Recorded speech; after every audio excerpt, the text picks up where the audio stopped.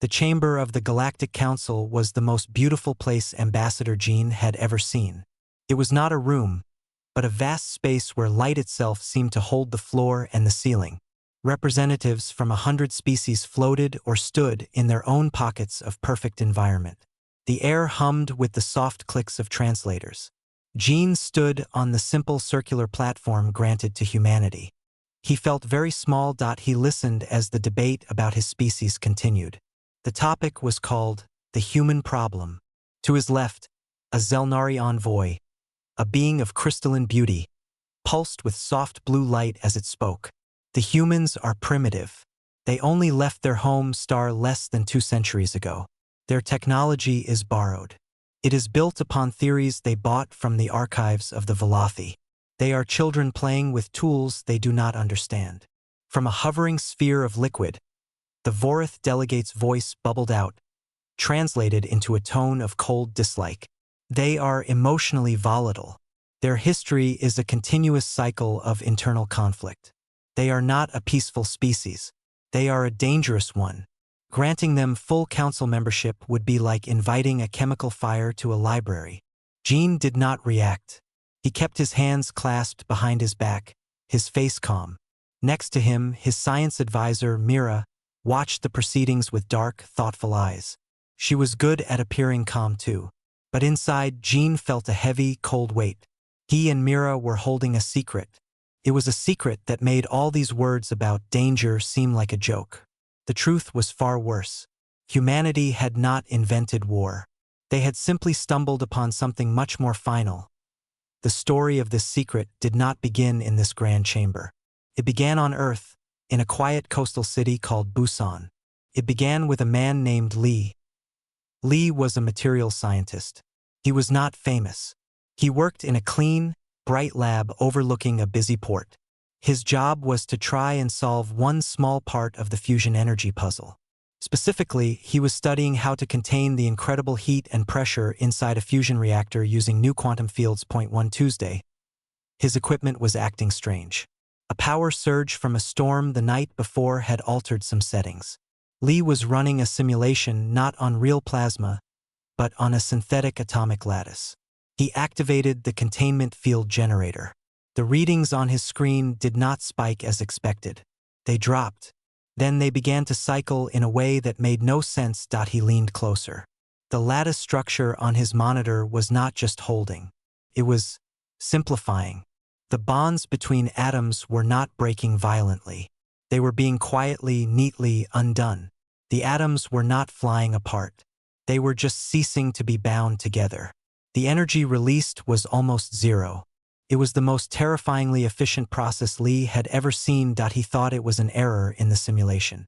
He ran it again with a physical sample, a tiny sliver of carbon. He placed it in the test chamber and activated the field. He watched through a reinforced viewer. The carbon did not heat up or glow. It just came apart. It became a fine, inert dust. No explosion. No heat. Just silent dissolution. Li's blood ran cold. He had not created a better container. He had created a universal disassembler.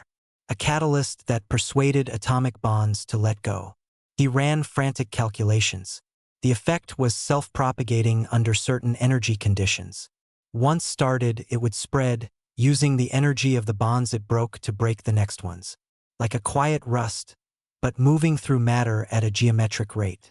It was, for all practical purposes, a silent end to everything it touched. He reported it immediately. The news went up the chain of command from his lab supervisor to the Korean Ministry of Science, to the Global Scientific Oversight Board, and finally to a secret emergency council of world leaders. Prime Minister Soo of Korea was the first to understand the full horror. She saw the video of the carbon sliver turning to dust. "Can it be stopped?" she asked Li. Over a secure link. Li's face on the screen was pale. "We are trying. The reaction needs a specific quantum frequency to sustain itself. We can disrupt it, but only by creating a counter-frequency. It is like trying to stop one loud noise by making another, even louder noise aimed right at it. The counter-reaction would be violent. It would look like a weapon of total destruction." Back in the council chamber, Ambassador Jean remembered the look on Li's face. It was not the look of a weapon maker. It was the look of a doctor who had just discovered a plague in his own lab. A plague he had accidentally created. The Zelnari envoy finished speaking. The attention of the chamber turned to Jean. It was humanity's turn to speak in their own defense. Counselor Kvor, a large, scaled Thrax, hissed softly. Ambassador Jean, you have heard the concerns. Your species is unstable. You seek a place at this table, yet you bring only chaos. What do you say to this? Jean took a slow breath. He looked at the faces and forms of the galaxy's most powerful beings. He thought of the silent, spreading rust in a secure lab on the dark side of Earth's moon, where they had moved the research for safety.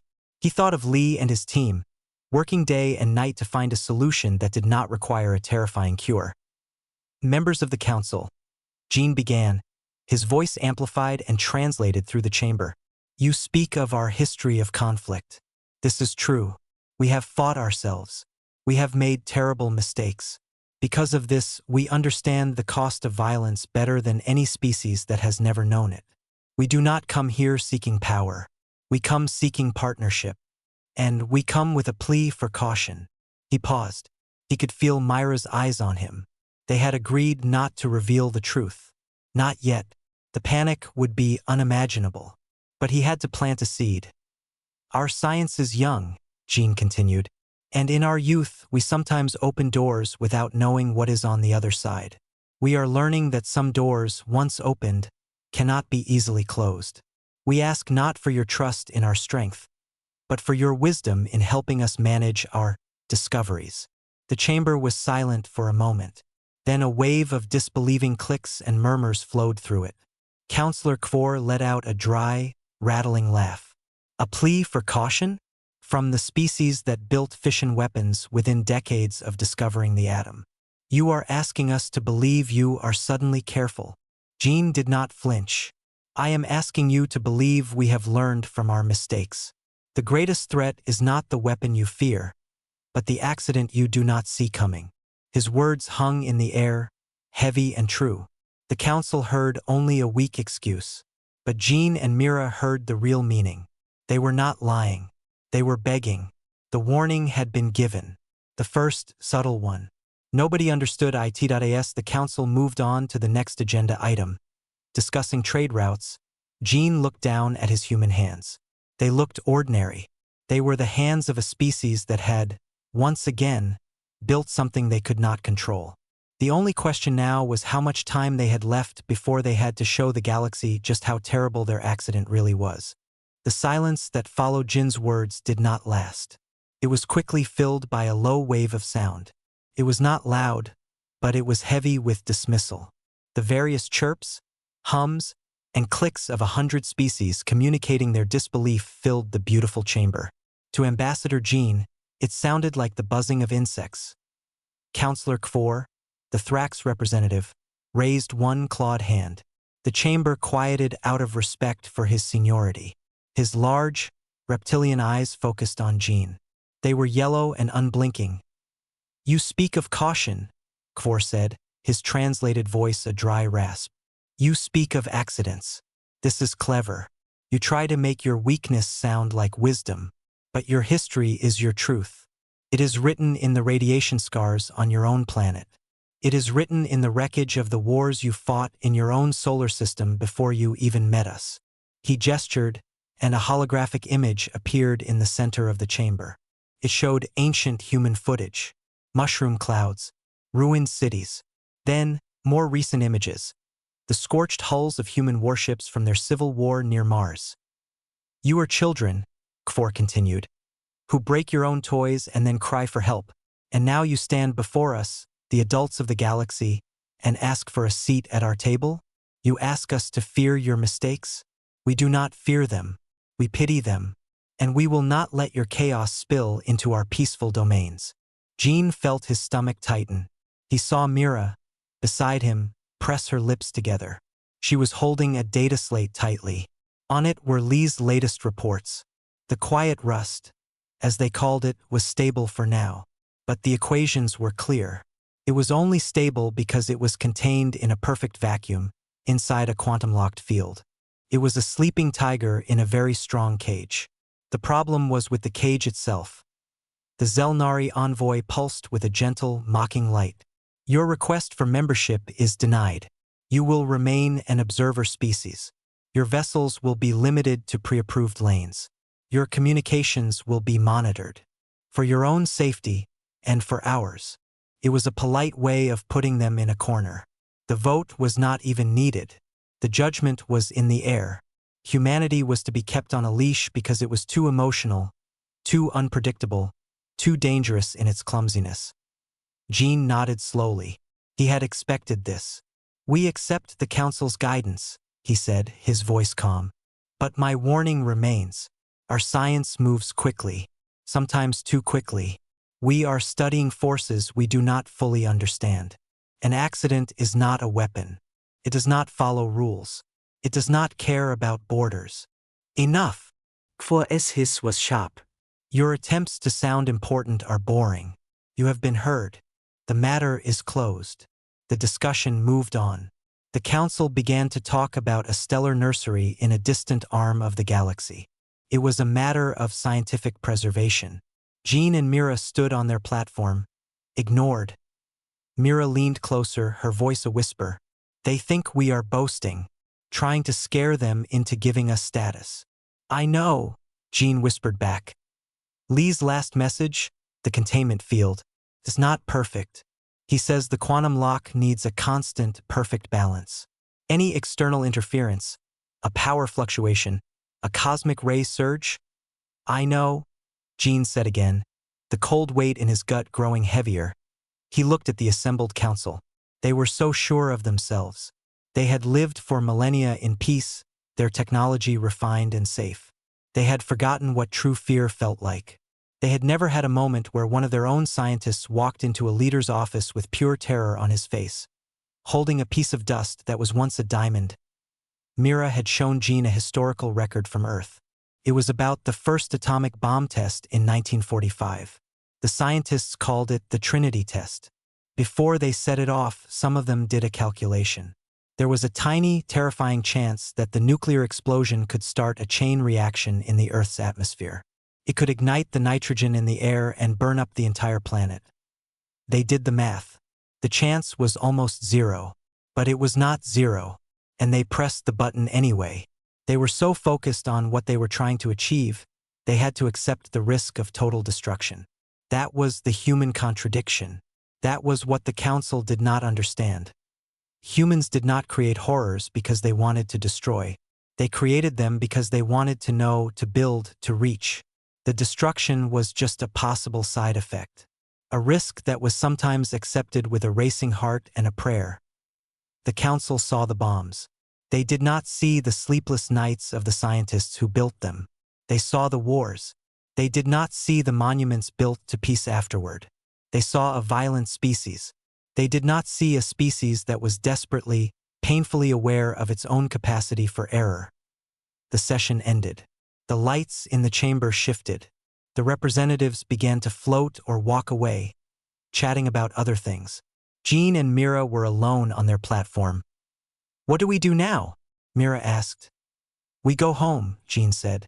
And we hope Lee and his team can find a gentle solution. We hope the cage holds. But as they left the chamber, passing by the magnificent statues of ancient galactic peacekeepers, Jean felt a deep certainty. The cage would not hold. It was a law of the universe. Nothing perfect lasted.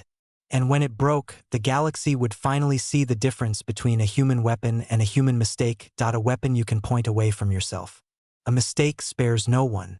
The tiger was sleeping, but the lock on its cage was made by the same people who had, centuries ago, accepted the risk of burning the sky. The trip back to Earth was quiet. Ambassador Jean and science advisor Mira spent most of the journey in silence, looking at the stars streaking past their ship. They were not starships of war, but vessels of curiosity. Now they felt like carriers of bad news. They had tried to warn the Galactic Council. The Council had laughed. There was nothing more to do but wait and watch the work back home. On Earth, in a facility buried deep under a mountain in Gwangju, the man who started it all was not sleeping. Lee's eyes were red from staring at screens. His lab was no longer clean and bright. It was covered in scribbled equations on clear boards and empty cups of coffee.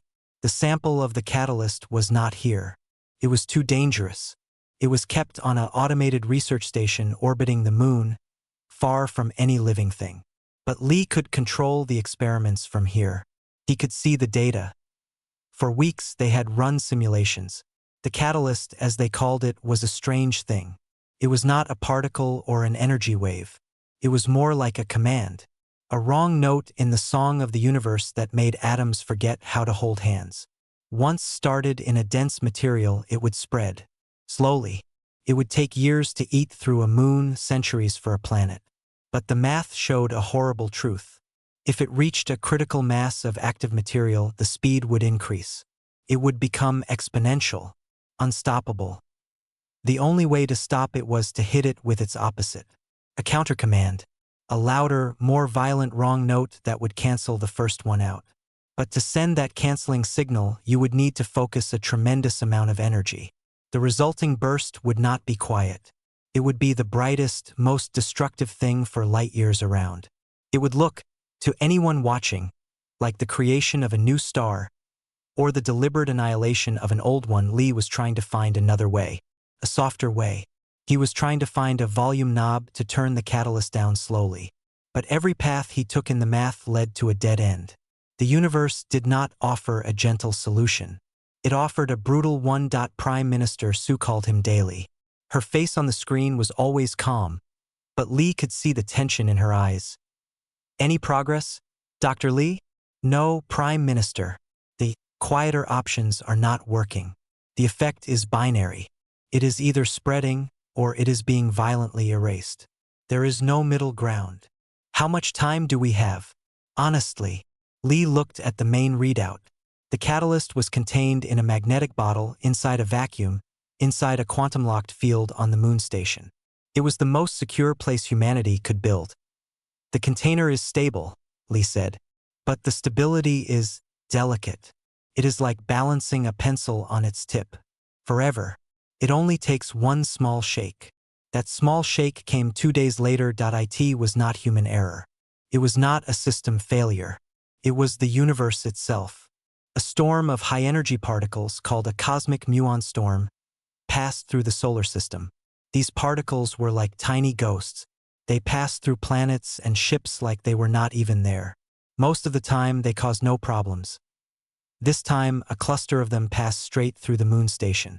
One muon, with just the right energy, struck the heart of the quantum lock mechanism. On Lee's screen in Gwangju, a soft, yellow alert flashed. Then it turned red. A siren began to hum quietly in the lab. His heart stopped. He pulled up the diagnostics. The quantum lock had flickered. For less than a billionth of a second, the perfect balance holding the catalyst in check had wavered. It was enough. The catalyst sample was tiny, smaller than a grain of sand. But when the containment flickered, the catalyst found the next available material, the inner lining of its own magnetic bottle. It began to work. On the screen, the mass reading of the sample began to increase. Slowly, terribly. It was consuming the bottle, converting it into more catalyst. The process was feeding itself. Lee slammed the emergency protocol. From Earth, he fired a concentrated energy beam at the moon station. It was the first stage countermeasure, a small version of the violent solution. The beam hit the station. For a moment, the mass reading stabilized. The spread stopped. Lee let out a shaky breath. Then the reading began to climb again. The counterbeam had only erased the catalyst that was active at that exact moment. It had not reached the core. The core was now buried under layers of newly transformed material. It was still spreading deeper into the station's structure. It was slower now, but it was not stopped. Lee's hands were cold. He called Prime Minister Sue. "It has started," he said, his voice flat. "The catalyst is free. It is in the station's superstructure. We have partially contained it, but it is not neutralized. It is growing. Can we destroy the entire station?" Sue asked immediately. "We can," Lee said. "But we must be sure. If we blow up the station with conventional weapons, we might just scatter infected pieces into space. Each piece could start the process again on whatever it hits. To be sure, we must use the full counter-reaction, the loud option. What would that do? Lee pulled up a simulation. He showed her. A focus pulse of energy, tuned to the exact opposite frequency of the catalyst, would need to be fired at the station. It would not be an explosion in the normal sense. It would be an unraveling. Every atomic bond in the station, and in a large area around it, would be simultaneously cancelled and released. It would create a flash of energy so bright it would be visible across the sector. To any observer with a telescope, it would look like a star had momentarily flared into existence and then died. The moon would have a new, permanent scar. And that will definitely stop it? Sue asked. Yes, Lee said. In that zone, it will stop it completely. It is the only thing that will. How long until the catalyst eats through the station and reaches the moon's rock? Lee looked at the numbers. At its current rate, 47 Earth days. Then it will have access to planetary mass. The growth rate would then become unpredictable. Much faster. Prime Minister Sue was silent for a long time. Lee could hear her breathing. He knew what she was thinking. They had to use the terrible cure. But if they did, the Galactic Council would see. They would see a massive energy weapon firing from Earth. They would see a miniature star being born and dying near the human homeworld. After Jin's warnings about accidents, they would never believe it was not an attack. They would think it was a test, a demonstration of a new weapon. They would be terrified and angry. Prepare the counterpulse, Sue said finally, her voice heavy. But do not fire it yet. We need to warn them one more time. A final time. We must make them understand this is not a threat. It is a plea. Lee nodded. He understood. They had to try again. They had to tell the galaxy to get out of the way of a terrible accident. He ended the call and looked at the red numbers on his screen, ticking slowly upward. The tiger was no longer sleeping. It was awake, and it was chewing through the bars of its cage. And the only way to kill it was to burn down the entire zoo. Ambassador Jean and Science Advisor Mira were called back to Earth. They did not go to the capital. They went straight to the secure command center under the mountain in Gwangju. The air there was cold and smelled like electronics. Lee was waiting for them. He looked like he had aged 10 years in the weeks since they had last seen him. He did not offer a greeting. He simply turned a screen toward them. On it was a simple animation. A blue dot sat on a diagram of the Lunar Research Station. A red stain began to spread from the dot, moving through the station's structure. A timer in the corner showed 43 days. This is real time? Mira asked, her voice quiet. Yes, Lee said. It is slowed down for us to see. In reality, it moves about 1 millimeter every hour. But it is constant, and it will speed up when it reaches denser material. Prime Minister Sue's face appeared on the main screen. She looked at Jean. You have to go back. One last time. You have to make them listen. We will give them the data. All of it. We will show them the accident. We will show them the cure. We will tell them exactly when and where we will fire the counterpulse. They must evacuate the sector. Jean felt a heavy tiredness. They will not believe us. They will think it is a trick. A threat to force them to give us status.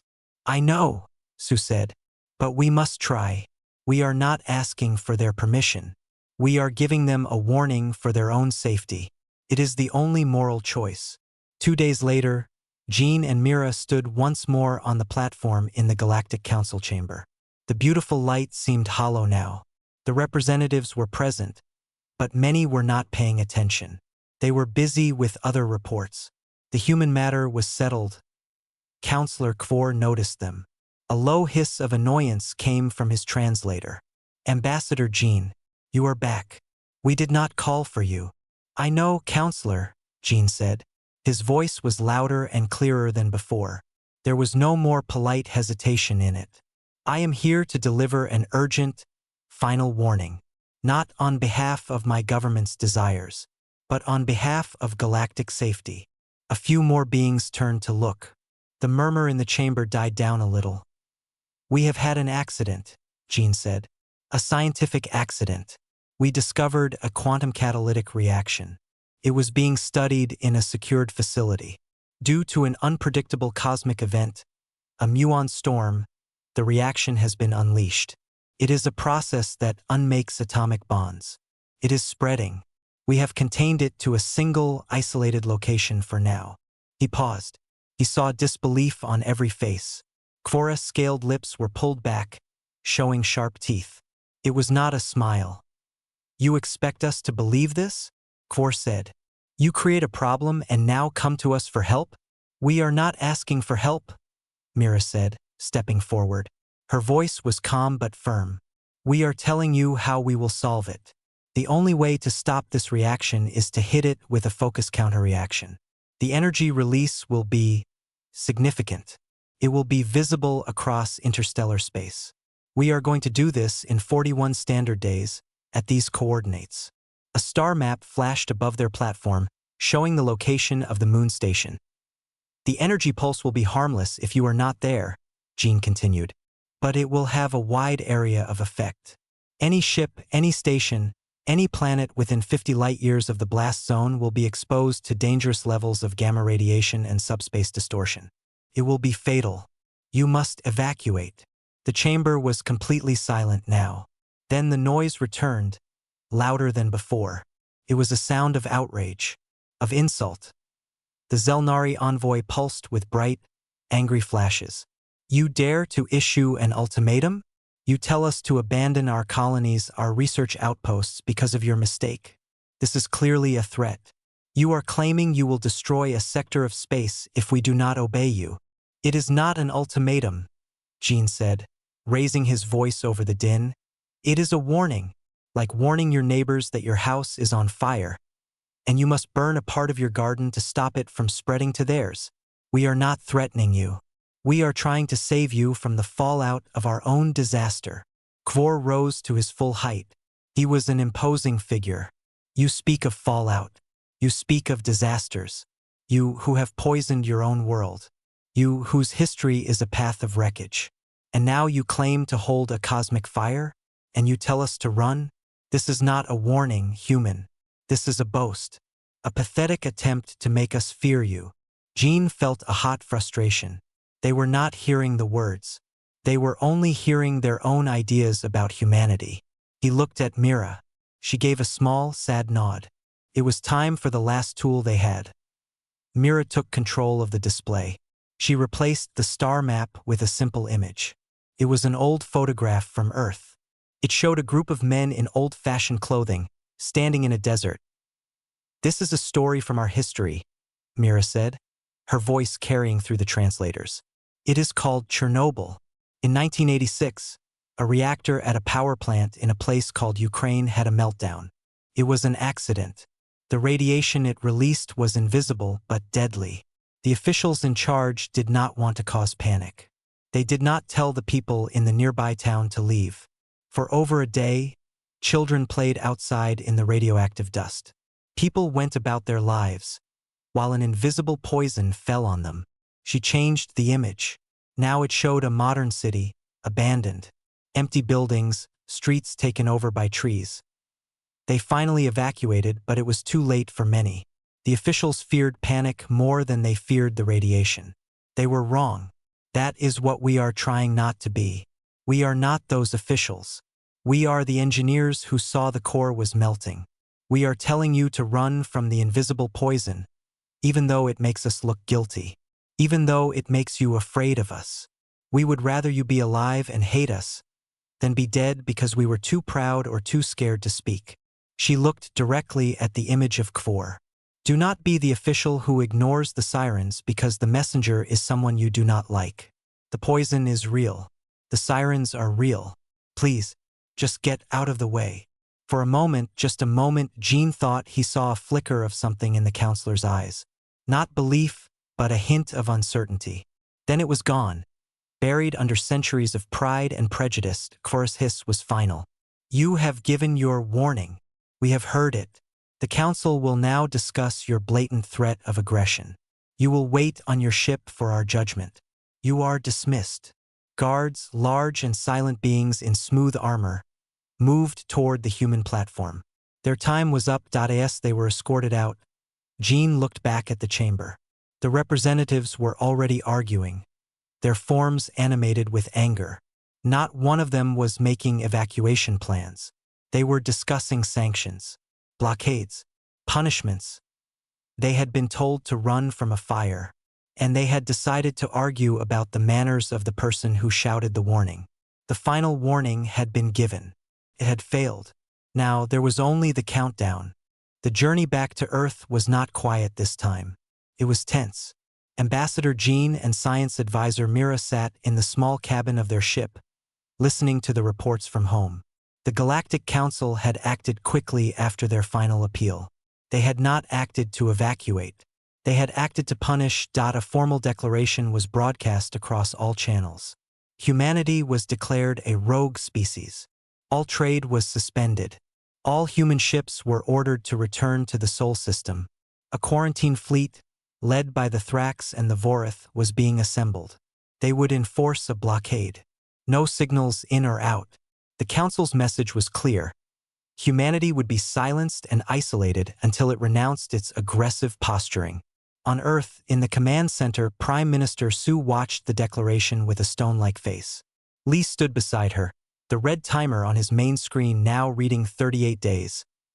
"They think we are lying," Lee said softly. "They think it is all a trick to get attention." "I know," Sue replied. Her eyes were on the galactic map. The red circle, marking the danger zone of the counterpulse, glowed over a sector of space. That sector was not empty. It contained 2 small Vorith mining colonies, a Zelnari listening post, and several lanes used by interstellar shipping.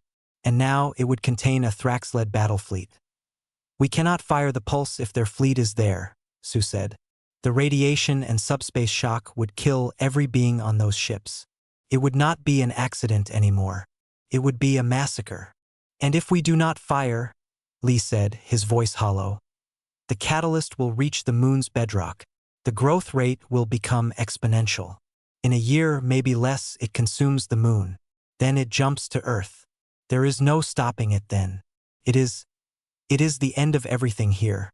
And eventually it would spread. On ships, on debris. It would reach the galaxy." The weight of the choice pressed down on the room. They had a terrible cure for a terminal disease. But using the cure meant killing innocent bystanders who refused to move out of the way.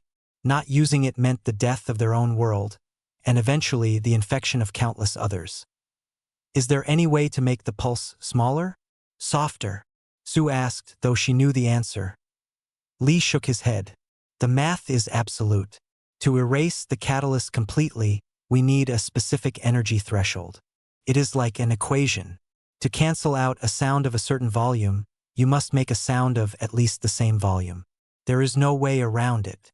The pulse will be what it needs to be." For days, Earth sent frantic open broadcasts. They were not diplomatic now. They were desperate. They sent the raw data from Lee's lab.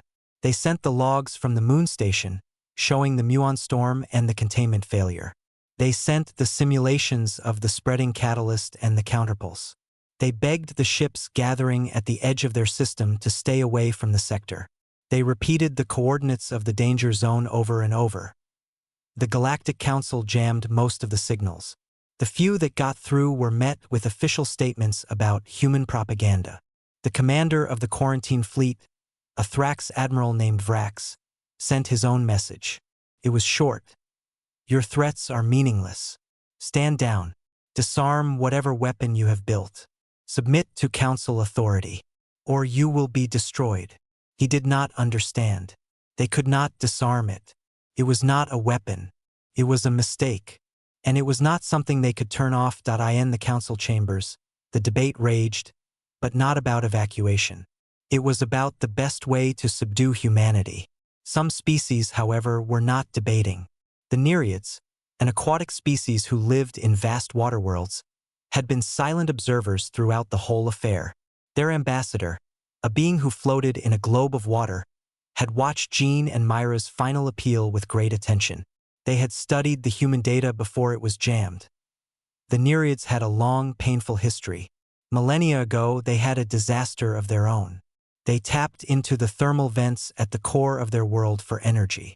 They caused a chain reaction that nearly boiled their global ocean. The officials of that time had delayed the warning to the deeper cities, fearing panic. Millions had died. The story was a dark lesson taught to every Nereid child. Ambassador Laura of the Nereids listened to the human story of Chernobyl. She heard the same tone in Myra's voice that was in the old Nereid histories. It was not the tone of a conqueror. It was the tone of a guilty survivor. And Laura did not go to the council. She knew it was useless. Instead, she sent a tight beam, encrypted signal directly to the human vessel carrying Jean and Mira. It was a simple message. We hear the truth in your siren. We are moving our people from the fringe systems in Sector 47X. We cannot help you, but we believe you. Good luck. When Mira read the message, she felt a single, sharp moment of relief. It was small, but it was something. One species had listened. One species understood the difference between a warning and a threat. But one species was not enough. The Thrax fleet, hundreds of powerful warships, finished their assembly. They began their slow, confident move into the Sol system. Their course would take them right through the edge of the danger zone. Admiral Vrax was not trying to avoid it. He was daring humanity to make good on its threat. On Earth, the timer reached 30 days. Prime Minister Sue gathered her emergency council. The faces on the screen were from every nation on Earth. They were all tired. They all knew the numbers. We have come to the final decision point, Sue said. The Thrax fleet will enter the lethal radius of the pulse in 29 days. The catalyst will reach lunar bedrock in 30. We have a one-day window where we can fire the pulse without killing the fleet, but before the catalyst becomes unstoppable. And if the fleet is still there? Asked the representative from North America. Then we have a choice, Sue said. Her voice did not shake, but it was heavy with sorrow. We can let our world die. Or we can fire the pulse and kill thousands of beings who are only there because they do not believe us. The room was silent. It was a choice between two horrors. Neither was acceptable. Lee, who was listening, spoke up from his lab. There is one other option. A terrible option. What is it? Sue asked. We send the firing codes for the pulse to the council, Lee said. We give them the trigger. We show them it is real. We tell them they must move the fleet, and then they must fire the pulse themselves from a safe distance at the precise time. We put the choice and the action in their hands. We surrender control of our own survival. The silence now was even deeper. It was a gesture of ultimate vulnerability. It was handing a loaded gun to someone who thought you were bluffing. They could just not fire it, someone said. They could, Lee admitted, and we would die. But then they would see the catalyst spread. They would learn the truth too late for us, but maybe in time to save themselves from the wider infection. It is the only move left that is not an attack. It is the final proof that we are not threatening anyone. We are asking for help to prevent a disaster. Prime Minister Sue looked at the faces of her council. She saw fear. She saw resignation. And finally, she saw a slow, grim agreement. They had run out of choices. The final warning had failed. Now they would make a final surrender. They would hand the galaxy the power to end them and hope that someone at the last second would finally understand. The decision was made. There were no more debates. On Earth, a profound and terrible quiet fell over the command centers. It was the quiet of people who had done all they could. They were now waiting to see if the universe would be merciful. Lee prepared the data packet. Contained everything. The full scientific breakdown of the catalyst. The logs of the accident. The precise specifications for the counterpulse generator orbiting the moon. And most importantly, the activation codes. With these codes, anyone with a powerful enough transmitter could fire the pulse. It was like handing over the remote control for a bomb that was tied to their own chest. Prime Minister Sue recorded a final message. She did not dress in formal clothes. She wore simple, dark clothes. She looked straight into the camera. To the Galactic Council and to all species who hear this is our final transmission. We are not sending a threat. We are sending a key. The data attached to this message contains the trigger for the energy pulse we described. It also contains proof of the accident that forces us to use it. We have kept our word. We told you we would act to stop this danger in 30 days. That time is now 28 days. The counterpulse must be fired on that day, no sooner and no later, from a location outside the danger zone we have provided. If it is fired correctly, it will stop the spreading reaction forever. Our own ships are now moving to the far side of our star, putting as much mass between them and the pulse as possible. We are doing this to prove we are not preparing an attack. We are preparing to survive our own cure. The Thrax fleet is currently on a course that will place it within the lethal zone. We beg you, order them to change course. Then use the codes we have given you. Fire the pulse. Save this sector of space from an infection that will eventually reach you all. If you choose not to, then we will face the consequences of our mistake here on our home. The choice and the trigger are now yours. The message and the massive data packet were broadcast on every frequency. It was not jammed. The council let it through, perhaps out of shock. The idea was too strange. A species giving its enemies the power to destroy them? It made no tactical sense. To the council, it confirmed only one thing. Humanity was truly irrational and unpredictable, and the council chamber, the reaction was confusion. It is a trick, Councillor Kvor stated flatly. They hope we will move our fleet, exposing a weakness. Then they will not fire their weapon, and they will claim they never intended to. It is a game of bluff.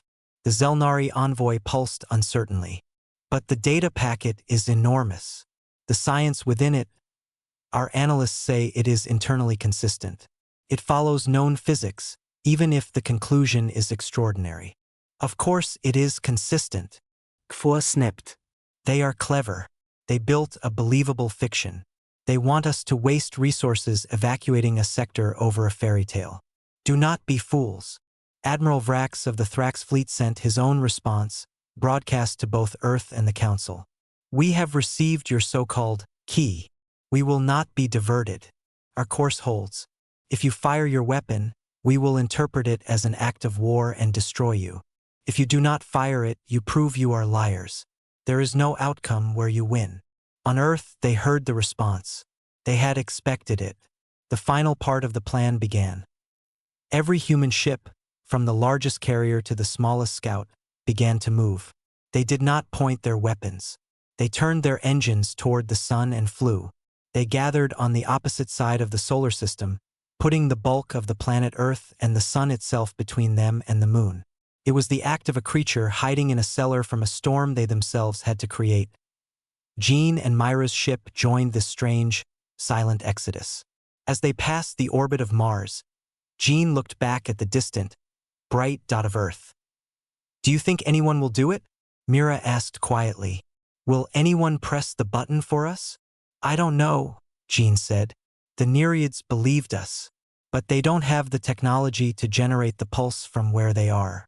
It has to come from this sector. So we wait. Yes, Jean said. We wait to see if we live or die by the choice of people who think we are monsters. Back in the council, the Nereid ambassador, Laura, finally spoke publicly. Her watery form rippled with tension. Counselors, I have reviewed the human data. My species' own history tells me to recognize the signs of a true disaster. I am not saying they are harmless. I am saying their danger is not intentional. We have already begun withdrawing our assets from the sector. I strongly advise you to do the same and to use the codes they provided. There is no dishonor in moving away from a falling tree. Kvor stared at her. You would have us obey a human command? You would have us flee on their word? The Thrax do not flee. This is not about fleeing from an enemy. Laura's translated voice rose. It is about moving away from a chemical spill. Whether you believe their intent or not, the data says the energy release will happen. Why would you stand in the path of a stated lightning strike to prove a point? The debate grew heated, but it was not about the truth of the data. It was about pride and precedent and the deep, ingrained belief in human deceit. The clock kept ticking on the 29th day, with the Thrax fleet entering the outer edge of the danger zone. A single, small ship broke from the human fleet hiding behind the sun. It was a fast courier vessel. Carried no weapons. Its transponder blared its identity and its purpose. It was on an autopilot course to deliver a physical copy of the codes to the Thrax flagship. A last, desperate, tangible gesture. Admiral Vrax ordered the ship captured, not destroyed. When the small vessel was brought into his hangar bay, his soldiers found only a data crystal in a clear case. No crew. No bomb. Just the key. He brought the crystal to his command room. He stared at it. For the first time, a sliver of doubt entered his mind. It was such a pointless, grand gesture if it was a trick. Would a deceitful species go to these lengths? Would they make themselves so completely vulnerable? He accessed the data. He saw the same simulations Earth had sent. He saw the timer, now synchronized with his own ship's clock. 23 hours until the human's deadline. He called Counselor Kvor. The data, it is compelling. The sheer volume of it. The consistency. My science officers are concerned. Do not waver, Admiral. Kvor's hiss was sharp over the channel. It is a psychological attack. They are targeting your reason. Hold your position. Show them the strength of the Council. Vrax looked at the crystal. He looked at the star map. His fleet represented by bright blue dots sitting in the middle of a softly pulsing red circle. The human fleet was still hiding, completely passive. He had orders. He had his pride.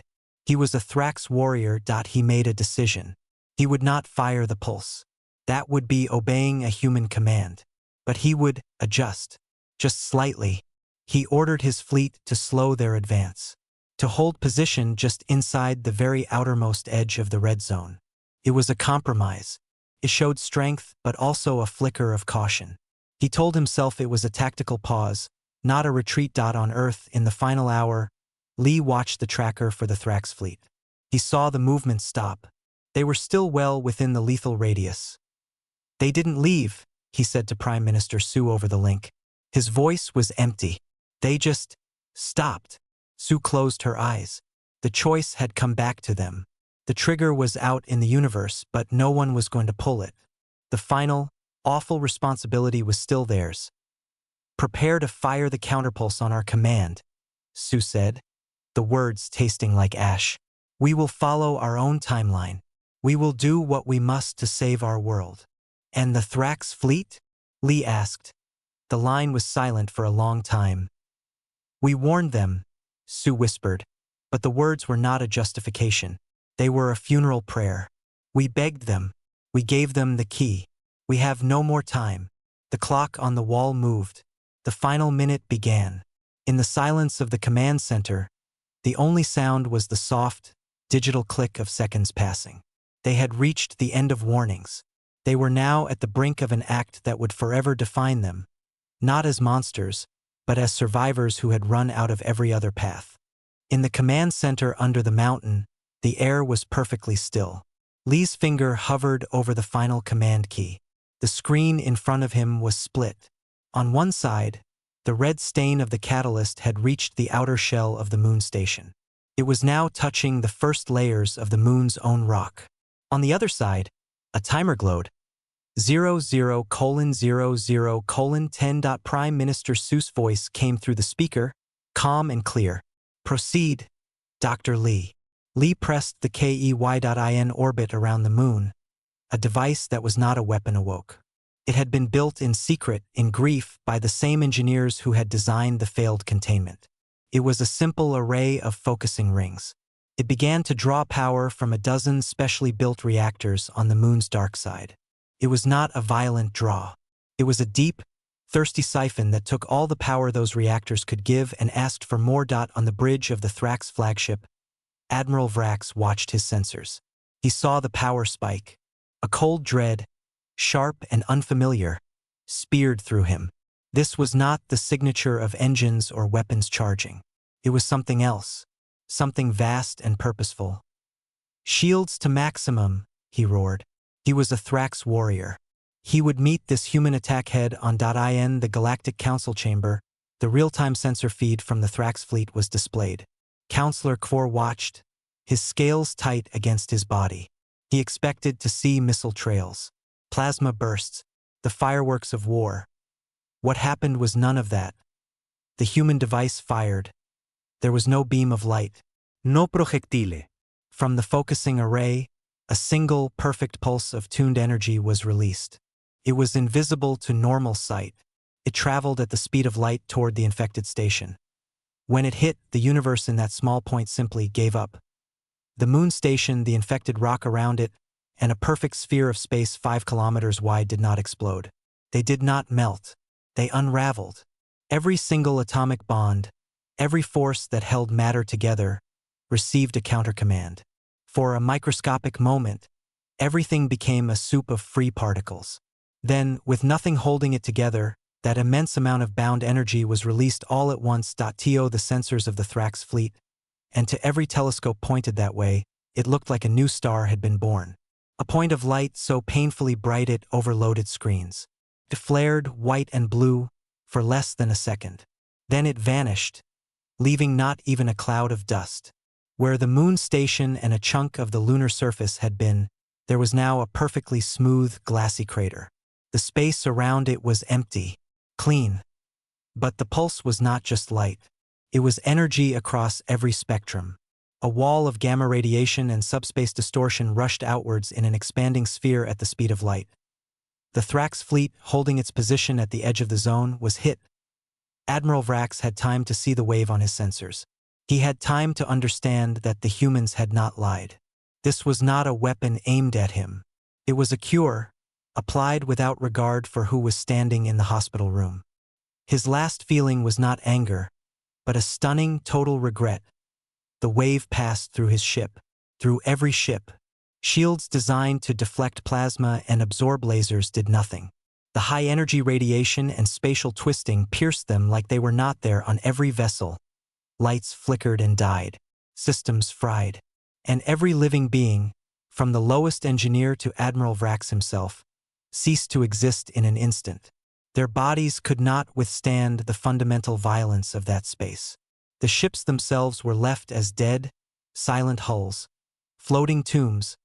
The wave continued outward. It passed through the empty space where the Nereids had been. It passed through the abandoned Zelnari listening post. It washed over the 2 small Vorath mining colonies, which had only been partially evacuated. The loss of life was catastrophic. And then, it was over. The space around the moon was silent. The catalyst was gone, completely erased. The danger to Earth was finished. In the council chamber, the sensor feed from the Thrax fleet had gone dark. Then, secondary reports began to flood in. From automated beacons, from distant observatories, all telling the same story. An unimaginable energy release at the human coordinates. The complete annihilation of the Thrax vanguard. Damage to colonies within the zone. The chamber was frozen in a silence more profound than any before. They had expected a battle. They had expected a human attack they could condemn and crush. They had not expected this. This was not a war cry. It was a surgical cut, terrifying in its scale and its cleanliness. The humans had not just destroyed their enemies. They had erased a piece of reality to stop a rot. Jin's final words echoed in the silence. Run, before it's too late. He had not been telling them to flee from an attack. He had been telling them to flee from the operating table. The Nereid ambassador, Nlora, was the first to speak. Her voice, translated, was filled with a deep sorrow. They fired it. They had run out of time. They saved their world from the infection. And they gave us every chance to avoid the scalpel. We did not move. Counselor Kvor could not speak. The evidence was on the screens. The human data had been real. The warning had been real. The accident had been real. And the cure had been exactly as horrifying as they had said. His pride, his certainty had just cost thousands of lives. Not to human malice, but to human desperation. On the other side of the sun, the human fleet waited. Their own sensors recorded the pulse, the wave. They felt a profound, sickening relief, followed immediately by a crushing grief. They were safe. And they were now truly alone. A single tight beam transmission arrived from Earth to Jean and Myra's ship. It was from Prime Minister Sue. She looked exhausted. It is done. The catalyst is gone. We are monitoring. the fallout. Prepare to come home. The galaxy will not be welcoming for a long time. Jean looked at Mira. There were no words. They had not won anything. They had survived. And they had shown the galaxy the most terrifying thing of all. A species capable of creating an end, and then wielding it not as a sword, but as a shield with a grief-stricken hand. The Galactic Council did not send more ships. They did not declare war. What would be the point? A war against a species that would unmake part of space itself to survive an accident. The humans were not conquerors. They were survivors of a different, more frightening kind. The story spread across the stars, from world to world, not as a tale of human victory, but as a dark lesson. The humans had not said, "Bow before us." They had said, "Run from our mistake." And in the end, the galaxy finally understood the difference. They had been warned. They had not run. And in the perfect, silent scar on the moon, and in the graveyard of ships that had been too proud to move, they found a new, humbling truth. The most dangerous thing in the cosmos was not human aggression. It was a human in a lab making a mistake and then being forced to choose between their world and yours. They had chosen their world, and the galaxy would never look at them the same way again.